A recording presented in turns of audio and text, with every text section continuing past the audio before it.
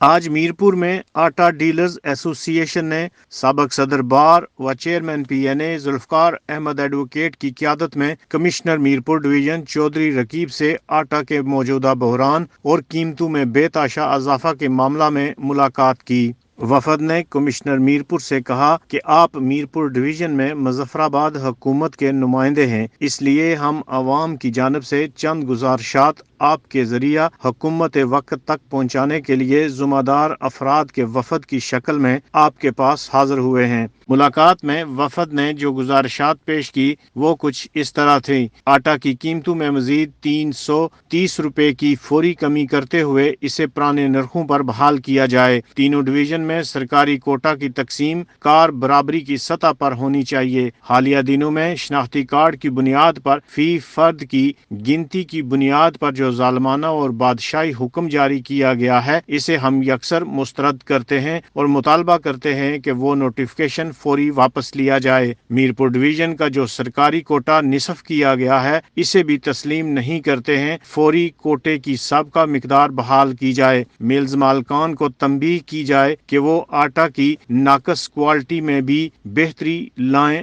ورنہ ان کے خلاف بھی قانونی کارروائی عمل میں لائی جائے۔ کورونا جیسی وبا کی بدولت ہر فرد مالی اور ذہنی طور پر شدید پریشانی اور اذیت کی حالت سے دوچار ہے۔ ایسے وقت میں ریاست عوام کو ریلیف دینے کے بجائے ہر شعبہ ہائے زندگی میں جبری اور ظالمانہ فیصلے کر کے مزید پریشانیوں میں مبتلا کر رہی ہے، جس عمل کی جتنی بھی مذمت کی جائے کم ہے، اور اس نوعیت اور طرز کی حکومتی پالیسیوں کا عوام آئندہ الیکشن میں ضرور جواب دیں گے۔ ذوالفقار احمد ایڈوکیٹ نے کہا کہ ہمارے تمام مطالبات اور تحفظات حکومت وقت وزیر اعظم راجہ فاروق حیدر خان اور وزیر خوراک شوکت شاہ تک پہنچا جائیں۔